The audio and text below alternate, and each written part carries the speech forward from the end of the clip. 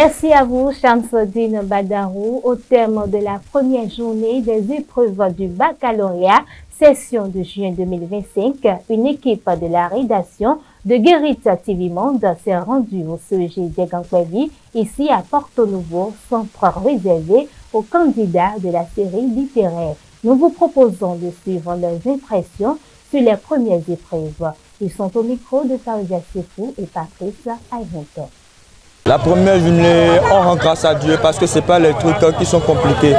Les trucs terre à terre sont venus, du coup on a saisi l'opportunité de les mettre au point. Nous avons composé premièrement dans la matinée le français 4 heures et ce soir nous avons composé la mathématique, puis après la SVT. Nous avons encore nos matières principales qui viennent maintenant.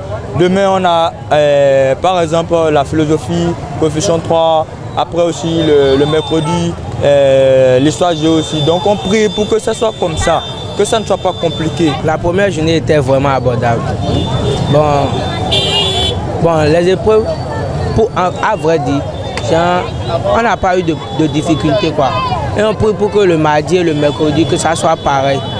Parce que selon moi, je sens qu'on a bien travaillé, on était en joie.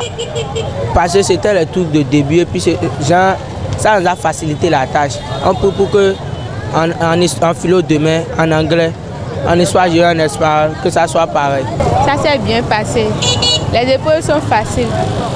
Donc notre souhait, nous demandons au professeur de regarder dedans pour nous. C'était très abordable. En fait, comme c'est la fin, comme les élections vont commencer l'année prochaine, on pensait que ce sera très dur, mais au contraire, c'était très abordable. On a kiffé. Les examens sont mieux abordables parce que bon, c'est seulement chez moi, c'est seulement la mathématique seule qui paraît être un peu. En tout cas, on demande au gouvernement d'être plus précis pour nous, pour que les choses soient plus à l'aise et que les choses ne deviennent plus dures comme avant dans les années antérieures, que le pourcentage donne plus. Même exercice à Parakou avec notre équipe régionale. Après l'épreuve de français composée hier matin par toutes les séries suivies de la SVT pour la série D et des mathématiques pour les littéraires, les candidats du CEG Titiro ont salué la clarté et la flexibilité des épreuves. Ils sont au micro d'Ancien Mauricia et de Modeste Adangeton. Le matin, on a fait français, ce soir, on a fait SVT. Les épreuves étaient abordables quand même, très bon. Pour partie 1, ils ont parlé du réflexe myotatique. Pour situation problème numéro 1, on a parlé un peu du placenta. Et situation numéro 3, on a parlé du pédigré. Moi, par exemple, j'ai traité les épreuves là. Et je vois que c'est déjà abordable pour moi. Bon, pour la matinée, on a eu à faire l'épreuve de français. Pour ce soir, on a eu à partir à l'épreuve de SVT. Les deux épreuves étaient abordables. C'était pas trop difficile, les thèmes étaient abordables. Moi, je suis en joie parce que les épreuves étaient abordables. C'était pas très difficile pour moi. J'ai pu dire ce que je peux. J'ai pu parler de ce que j'ai appris. Bon, je sais que ça peut aller pour moi par rapport à cette journée-là. Je prie Dieu que les autres épreuves également soient faciles pour que je puisse bien passer les 2 journées restantes. En ce qui concerne l'épreuve de composition de français, c'était pas mal. En tout cas, c'est tellement facile. Je ne m'attendais même pas à voir quelque chose d'aussi facile en tout cas. En plus, je me suis bien apprêté pour la composition, donc c'était facile pour moi en tout cas. J'ai fait la partie dissertation, donc je me suis plus basé sur ça. La partie dissertation se basait sur l'immigration. Quels sont ses impacts sur l'économie, le développement de l'économie, surtout en Afrique. Pour cette première journée, je peux rendre grâce à Dieu parce que les épreuves ont d'abord été abordables. Je prie pour que les 2 autres journées soient ainsi, afin que ce que nous prions depuis des mois soit réalité. Pour la SVT, il y a eu 2 parties, mais la deuxième partie, c'est en 2 sous-tâches, je peux dire ça comme ça. La SA2 a été plus dosée, donc moi, j'ai trouvé quand même que l'épreuve était bonne. C'était bonne parce que c'était pas trop difficile. Bon, on peut dire que je suis en joie pour le moment. Je suis en joie pour le moment et je prie pour que les 2 autres journées soient pareilles. Autre information dans ce bulletin d'information, en bref, Joseph Akpata, ancien maire du Foigny et conseiller technique aux arts et à la culture au cabinet du président de l'Assemblée nationale, est décédé ce lundi 16 juin 2025 des suites d'une courte maladie. Homme de conviction, respecté pour sa droiture et son engagement, il laisse une empreinte durable dans la vie politique locale et nationale. Et puis, à Cotonou, alors qu'il s'apprêtait à expédier plusieurs plaquettes de produits psychotropes vers l'internaute via une compagnie de transport, un individu a été interpellé vendredi 13 juin à 23h dans une gare routière. Le suspect est en garde à vue. Les produits saisis ont été transférés à l'OCERTID pour l'analyse. À présent, je vous invite à suivre le condensé de l'actualité internationale présenté par Claudia Sefou.